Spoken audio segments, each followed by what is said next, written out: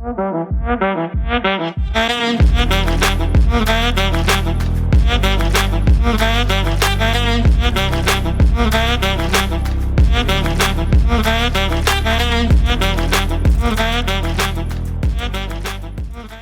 is a really raw moment for you guys, because No, we're not I don't know of using any podcast that starts the episode mid argument / tears. And this is the raw, organic material that we bring you. So we're doing this for you.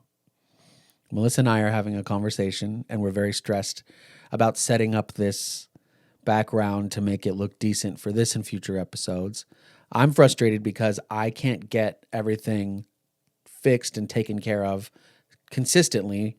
What I feel like every week I'm resetting up this whole room just so it works, so it looks like that we put any effort into it. And Melissa's trying to calm me down. Yeah. And then it makes her upset. Well, no, it just, like I said, it takes a lot of energy on my end to like try to calm you down or try to reassure you. Yeah, I wasn't raging. I get stressed setting this stuff up for this episode. And like, you want to add a different component to and I don't think it'll work, but again, we have to try. So, well, welcome back, everyone. Yeah, never date a therapist. This is the real material you signed up for free. You signed up for free. Yeah, it's, we get stressed out agreeing or disagreeing on what's the right look and what's the right, because we want to put our effort into this and we want to make this seem like it's something that we care about and hopefully can grow. But it's frustrating because you try to, you have disagreements, and then you put a lot of work into setting something up in one way, and then it just doesn't work after the payoff. And, boo-hoo, right? This is what happens when you try and start anything, is that you have growing pains and you have to figure out how to make it work. But, we're just going to go ahead and broadcast our growing pains for all you guys.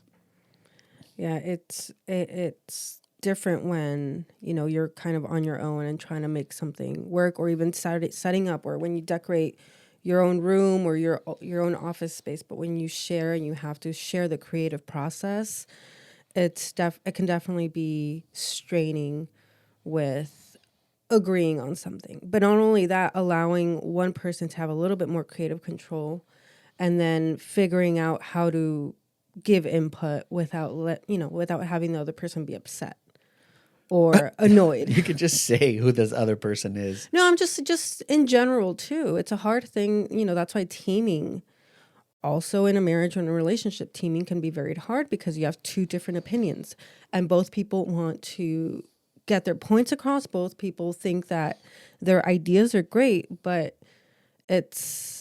sometimes we have to remind ourselves, like, okay, let me calm down a little bit. Let me see what my partner or my teammate or whoever, what they have to say, and see if it can work out. And it really takes a lot to remove ourselves. Yeah. Yeah, you have to separate yourself from the situation. What is that guy, that spiritual author dude? I wasn't a biggest fan of his book, but Eckhart Tolle, The Power of Now. There was some good stuff in that, but it's basically about remembering that you are able to consciously remove yourself from the things that make you anxious. Yeah. And this actually is a perfect segue into what this episode is going to be about, because this episode is about anxiety. And it's been an anxious morning, trying to make sure that we're getting stuff done before our workday begins, because we're doing this early, so we can actually still go and have a full work day. And, of course, then getting the little one to daycare and stuff like that. So, normally we're able to do this kind of, either at night or in a weekend where there's less time constraints. But sometimes you've got to get up early and do it in the morning. And that creates extra time, and then worried about the setup. So it's been an anxious morning for me. And so that's a good opportunity to talk about our And it's one of the things that I bring up constantly too. And that's probably, I don't know how you feel about that, with having me reminding you constantly or encouraging you of like, hey, it's okay. It's going to be okay. And, like, breathe. It's not as bad. It's not the worst thing that can happen. Of course. And look, I feel like Well, most. how do you feel about that though? Like, as far, We are getting into the therapist corner. dang it. Can you repeat the question, please? I was just gonna. Well, my question really was, how do you feel about me reminding you, like, hey, it's okay, just relax, I even hate to say just relax, Well, right? so many Because people now get triggered by the word I relax know. because it's almost like telling them to stop feeling what they're feeling. But I don't mind it. I don't mind a calming reminder to like take a step back. And of course, like, and especially if you're a self, analyzer, at least speaking for myself, in the middle of me being frustrated or stressed or anxious about something, I also have the self-critical voice saying, this doesn't matter. What would happen if you were to have to endure something real, So I have that voice in the back of my head while I'm getting stressed out about my whatever's in front of me at the moment. So it's a multiple front battle because you get a physiological response to whatever, and it doesn't matter how big or small it is. Yes, someone who's maybe been through a world war is not going to get stressed about getting a camera or a lighting angle set up for a hobby, a podcast that they do in their spare time. But that being said, it really doesn't matter. The smallest little thing can upset you when it's important to you and when it's right in front of you. And how trivial it is on the world scale doesn't matter. Like on a global scale, if I stub my toe, it's not going to affect the world. But in that moment, I'm not a happy camper. But what happens if you stub your toe again and again within the That's same when 5 minutes? I rage out and I break the table and I take a hammer to it because how dare it hurt me like that? Well, and that's the I thing built is, it. okay, but I'm actually just visualizing you just come kind on. of Hulk smashing a table. Yeah, it's disrespectful of the table that you created. That I built and assembled. I put it in our house. I built it. We use it. That kind of reminds me too of like parenting too. Exactly. Like how dare. That's why you want to Hulk rage out on your kid, but you don't, Or you shouldn't. Yeah, because then they won't be able to grow up and rage out on their tables. So. Or their own kids. Perfect analogy. Well, hopefully not. But yeah, I mean, the littlest things are going to be very annoying. And when you're trying to set something up, so I guess to answer your question, ultimately, I don't mind being calmed down. Same thing for you. I think when you are super stressed, especially when our daughter's involved, because that seems to be what gets you to like, let the tea kettle start whistling, is when she's involved. Mommy, mommy, mommy, mommy. And something's going on. And I'm going, hey, Melly, Melly, Melly, Melly. And you're also trying to deal with whatever you're dealing. And then it's like three different. Yeah. And instead noises. of rage out, you start crying. That's your physiological response. I get mad and red in the face and like I want to break the wall or whatever. And then instead of your physiological response is that you start crying, which is a much better calming influence on the situation than breaking a Also, table. I will have to say that if that does happen, it takes time.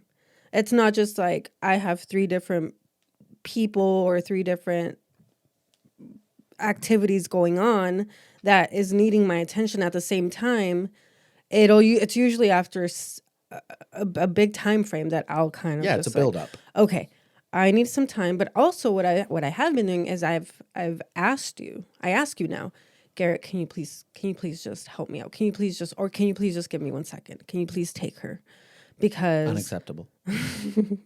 The stress sometimes is too much when it's. You're right. You happen to ask something of me at the same time she asks something of me. Meanwhile, the TV is blasting, and or a podcast, or music, and there's only so much that I can. And you know what's funny? I don't get stressed at all in those situations. If you're approaching me or whatever, trying to get my attention or need something, and Madeline's trying to get my attention, she's approaching me. I guess I grew up in a chaotic, tons of kids, tons of noise and stimulus everywhere. I'm fine in those situations. I lose my shit when I can't get a lighting setup right, or I can't agree on how to get this fucking studio like working so we can keep it this way, So that stuff doesn't. It's interesting to see what sets you off, what sets me off. But how do you So do you catch yourself? I mean, you're feeling I'm yourself getting constantly amped up. aware of it as it's happening, which is double stressful. I'm aware that I'm allowing my physiological response to play out to whatever stressor is in front of me. And at the same time, I have a voice in my head saying, you're so stupid for letting yourself get upset about this. You're so stupid. Like, this doesn't even matter. So it's almost like you have the bully that you're facing, and then you have the bully's coach sitting there helping the bully. And the bully's coach is saying all that stuff I just said, that second voice is saying. So it's doubly annoying, because I am aware that this doesn't really matter. And I'm also aware, I know what to do. Stop, take a breath, remove yourself from whatever's causing you to start having, palpitations and fast breathing. And the irritability. And calm, breathe. And it's amazing what you can do with your mind and your spirit when your body is taking charge like that. But also, because you mentioned breathing, which is great and amazing, and it's taking space and removing yourself, right? But also, you mentioned the mind. How do you address the mind? What do you mean? Yeah, how do you address the mind? Because you mentioned everything that involves. By having the body guide it. Because I really believe, and this is actually, it's not just my belief, this is a well-known practice. You can control your mental state with physical responses. So right. Breathing, like a panic attack. When I used to get panic attacks, the only thing that could quell it, well, we can get into the fear aspect. That's the psychological part of it. But before we get into all that, how do you address the mind? Because what you mentioned too was a lot of thoughts that you have, the bully, and the coach. I just have to how stop do you address the coach? And breathe. And that goes away because that stops. So are you telling me that your mind just goes silent as you're breathing? It doesn't go silent. There's still thoughts, but Well, they get quieter. Okay, but even if they're quiet or even if they're whispering, what are you doing to address those thoughts? Do they just magically become positive in nature? I just got a feeling of what it's like to be one of your clients. Because now I feel like this is a session, which is good, I don't know. Well, and it is something that I talk to you constantly about is that you are you do tend to be a bully to yourself. Mm. And that's one thing that we constantly talk about is how do you address that? And what's interesting is that it just happened again right now where it's like we don't actually talk about the content of the thoughts themselves, but you start talking about the breathing, which is good, and the removing, which is good. But then ultimately, how do you address all this? I mean, drinking was the longest one, and I've taken a break from that. So, I mean, I don't know if I have coping practices except to try and keep myself busy with productive things. I mean, I don't know. How does anyone, when you're in a moment and you're stressed out and you're frustrated and like all this shit's happening at once and, you can feel yourself just building and growing and your tea kettle is starting to whistle, what do you do? Like everyone has everyone's got their own inner bully to deal with. So, I mean, what are practices like? Well, one of the things is even some of the things you mentioned was like, did you say I'm stupid or this is stupid or I'm stupid? Yeah, I'm like, I know how stupid this issue is, how trivial. Because even you had told me like in the middle of my stress, and this is actually something that does not help, is that you had told me like this is not a big deal in the grand scheme. And I'm like, of course I know that. I'm not freaking out or allowing myself to be affected by this situation because I somehow think it's a great big deal. It doesn't matter. In the moment, that's a good scenario, right? If I told you, which I did, you're right. I did say to you, this isn't a big deal in the grand scheme of things. In the moment, you said, okay, but blah, blah, blah, blah, blah, right? Rather than the okay, but, you know what? That is true. Because it like you said, it is true. And you agreed with it. But also, that's one thing that... The awareness of it being true doesn't... But there's a difference between the awareness to us speaking to ourselves and saying, this isn't actually a big deal. Let me take a moment. Let me take a breath while I'm also speaking to myself and saying to myself, actually, this is going to be fine. And this is going to be more than fine because ultimately it's going to be a good day. And even if some of the things perhaps don't go the way we want them to for the rest of the day today, it will be okay. Of course. Lynn, that's But the that's awareness the whole, the awareness, but also the self-talk. well, the practice of it Sure. is not just being aware it's going to be fine. You know, and again, that voice is creeping in right now because it's saying like, dude, yeah, seriously, like you have clean drinking water. You have a healthy daughter. You know, you live in a very, very well-off, cushioned society. But that does sound like a bully too, because Right. it's different the way you're even phrasing that. Because another way of phrasing that could be, well, I'm just thankful for all the things that we have. gratitude, actually, and that's something that I didn't think of when you asked, but that's actually a big thing that I'm big on is gratitude. Now, this gets into who are you thankful to? Well, we can get into a philosophical discussion on a different show. You know, is there a superordinate force that you're actually giving your thanks to? Or are you thinking the universe, which is a common phrase? You know, I'm just grateful to the universe or the universe willed it, blah, blah. Whatever. Now I'm getting into another angle. Yeah, which My mind just goes on tree branches. Sure, but I don't know why I'm thinking like, is he purposely trying to not talk about If it is, it's subconscious. reframing? If it is, it's subconscious. Because it's easy. I just let my thought follow the next thought. And before you know it, I'm in a completely different classroom. As long as you feel better.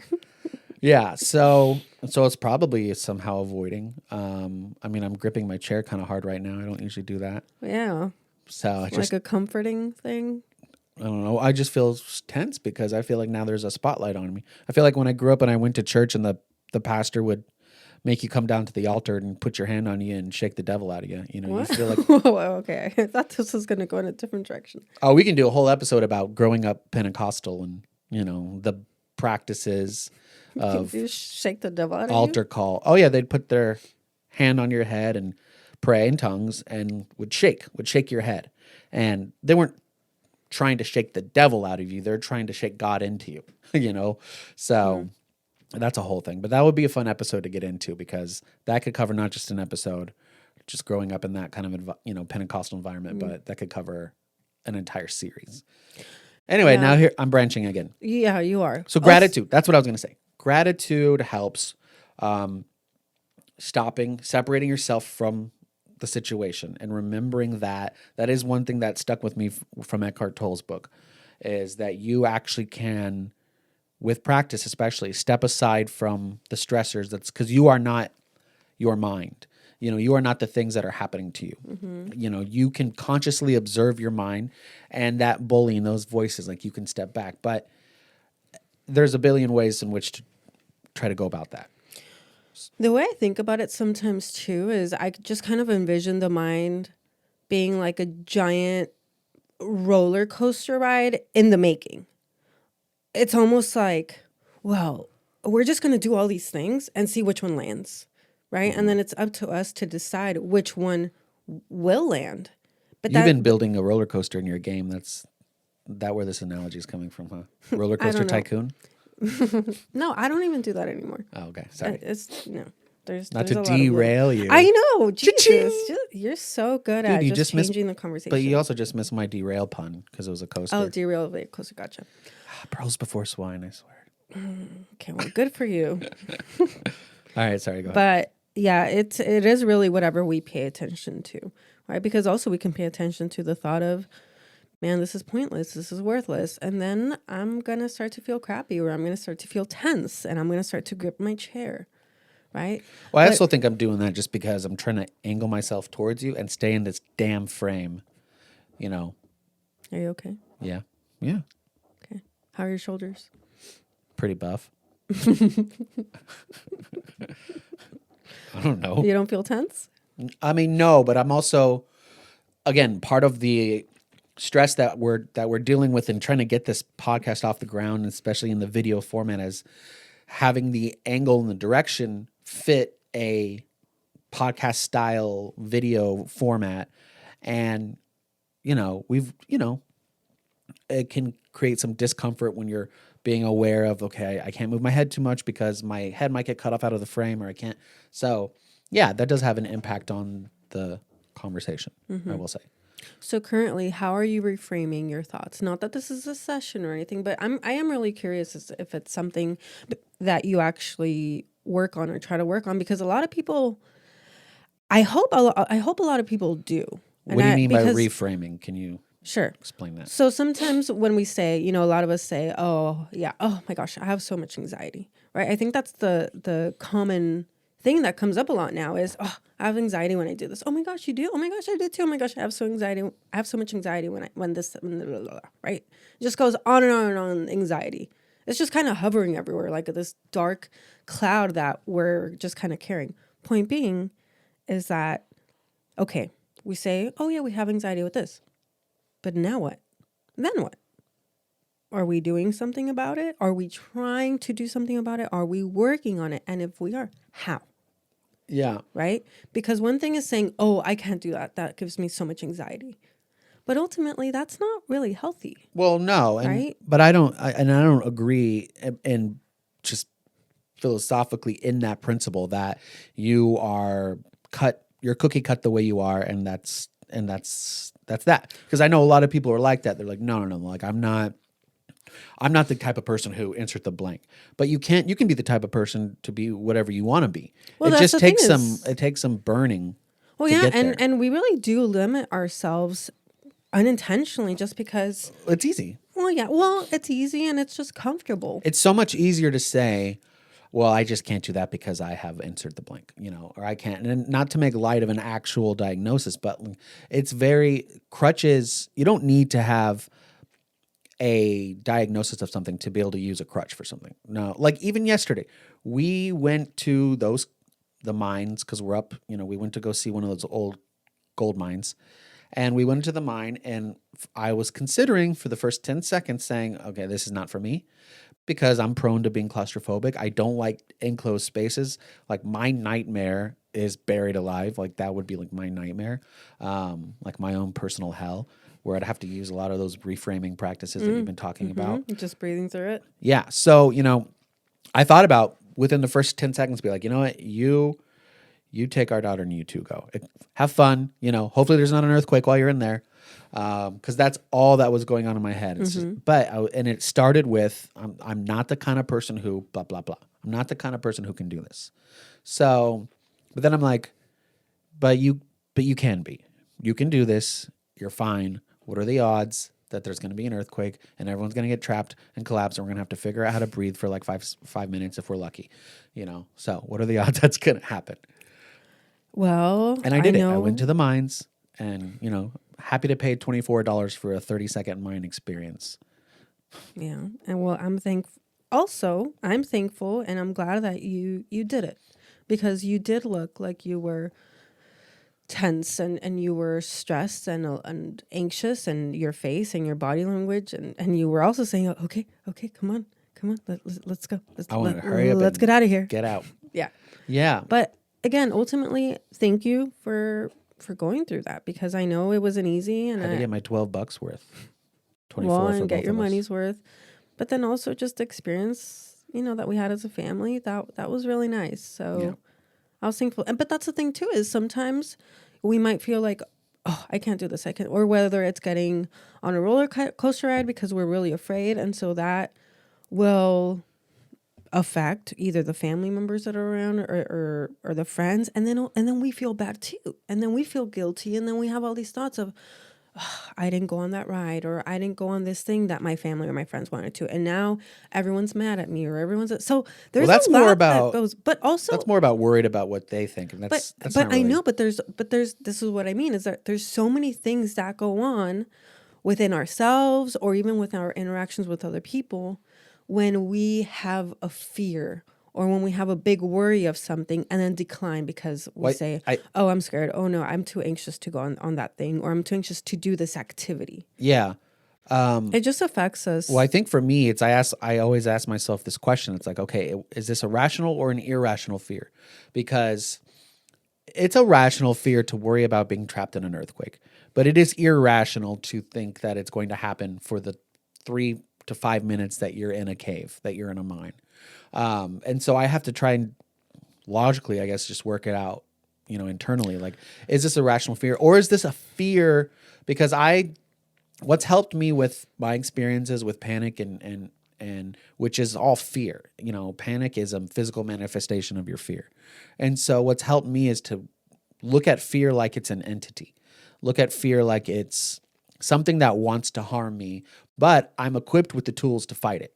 And so when there is that kind of fear where it's irrational, where you just start having a panic attack in the middle of, an airport or an airplane for no reason, you're safe, that you're going to get to your destination, but something happens in your mind where you give that fear entity one little opening to get, and as soon as that opening's there, it gets you and it builds fast. And that then you can feel yourself, like you can feel your thoughts racing. You can feel all the other thoughts start flooding in.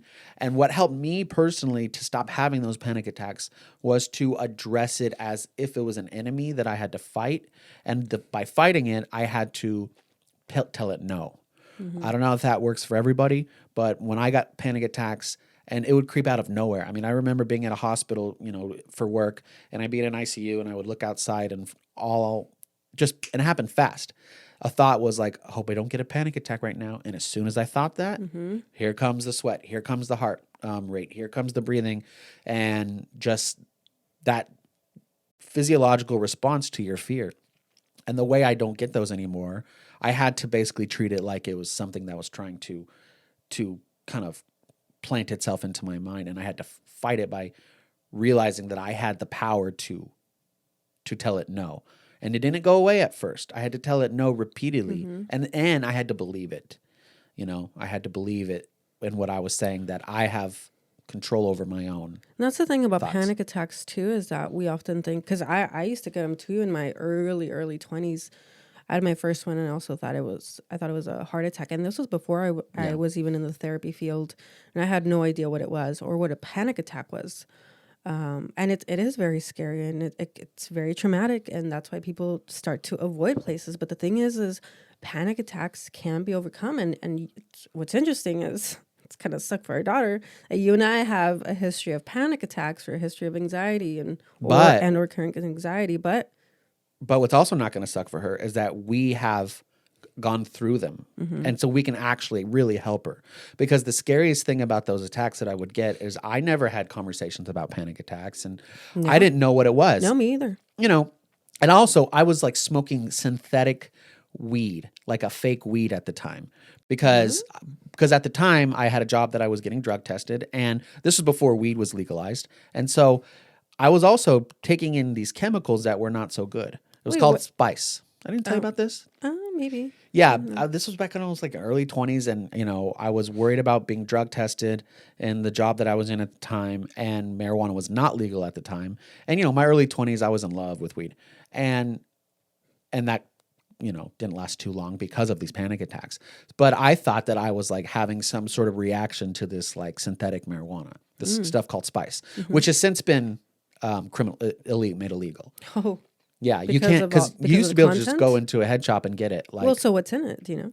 It is basically just like an herb, like a completely innocuous herb that's sprayed with this chemical called JWH018. And I remember that because I did my homework on it. I was going to say, how do you remember that? But yeah, it's a chemical that was sprayed onto basically like herb, and it would recreated the THC molecule, basically. It's a synthetic THC, but it was 1,000 times stronger, And I remember like the first panic attack where I went to the ER because I didn't know what was happening. Right. I thought I was having I was checking my heart rate, and it was in the 180s. And I knew that like, okay, that's not good. And, it was my first full on, and my roommate was there with me. He can remember this because he called 911 because I was like, call 911. I think I'm having a reaction to this stuff. I had no idea that I was in a full-blown panic attack. Now, that stuff definitely made me more susceptible. Whatever I was doing, because for a lot of people, even something as simple as weed can trigger anxiety because it does open up those pathways. But this stuff even more so. And so I'm sure that wasn't good for me, but the fear that I was feeling was completely panic. but I never had one. And I was like 22 and I didn't know what I was doing. I thought I was like having a reaction to this because the moment I thought that, the panic started was when I looked at the bong bowl and I was like, oh, damn, I took a lot. And as soon as I thought, oh, damn, I took a lot, boom. Yeah. It hit hard. And That like, sounds scary. and then it went from 0 to 60. Like, and I'm like, okay, just calm yourself down. Try to go drink something. Try to go eat something. Try to go whatever. And then as I was eating, I could feel like it just made me more freaked out because I could feel the eating. When you're like too high, you just get that feeling. And that feeling of being too high or a bad trip, it's not necessarily, it comes on from yourself. The weed or whatever drug you're on brings it out of you, but it's bringing something out of you that's already in there. That's why some people can have good trips and have no worry of having bad trips. Some people, they're prone to have bad trips because they cannot be in a situation that brings that shit out of them. But it's there in you. It's just pulling out something that's already there. Or it's making you aware of something that's there. Well, yeah, I definitely wouldn't encourage. The tricky part thing is though is a lot of people who experience anxiety are using weed, Sure. and it's I guess a good sedative as far as the thoughts. I feel like for me, it's, to cut you off, sorry, but it's the opposite of a good sedative. Like, it makes me more aware of my fears and more aware, the whole classic paranoia thing with weed. Whereas some people can use it and they can kind of drown out or, they can just be in the moment. If you have a hard time being in the moment, like me, I don't think weed is very fun because it doesn't allow you to just focus on your show or your music or whatever, which is what it's supposed to do. But what it does, if it just brings you more into your own head. And they say, oh, the universe is infinite. Well, your own mental universe is infinite. You can go inwards for an eternity just as you can go outwards. So there's a lot of places to go. And it can be amazing, but it can also be petrifying, just depending on where you are at in that moment. Yeah.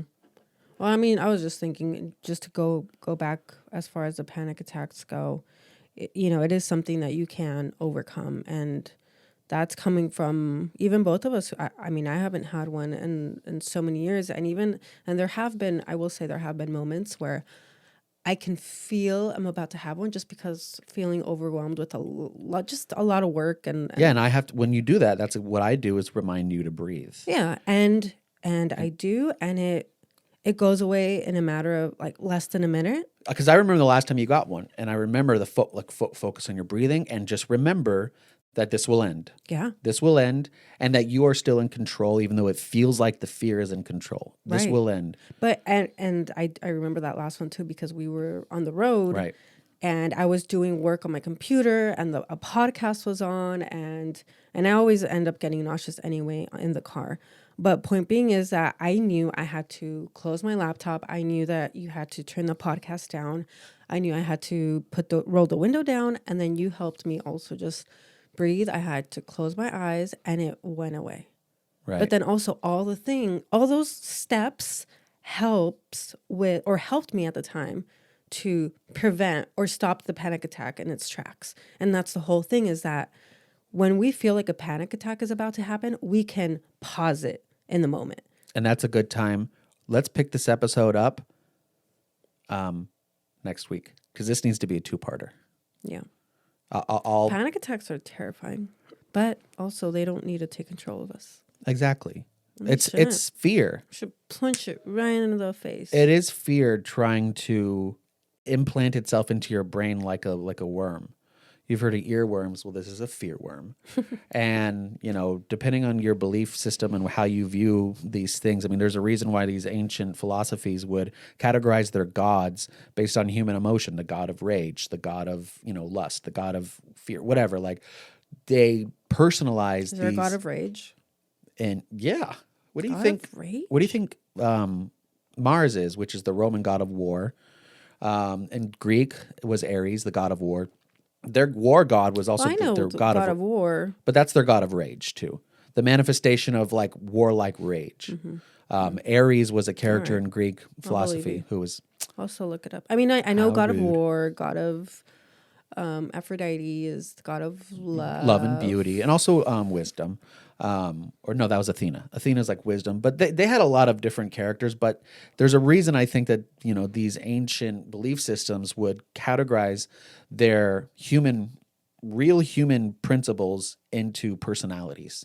You know, God's the god of whatever. I mean, so they gave it a personality, and it became something that they could face, that they could address. So.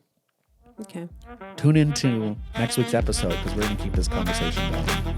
As we said, we've got to get our day started. All right, see you next week. Bye.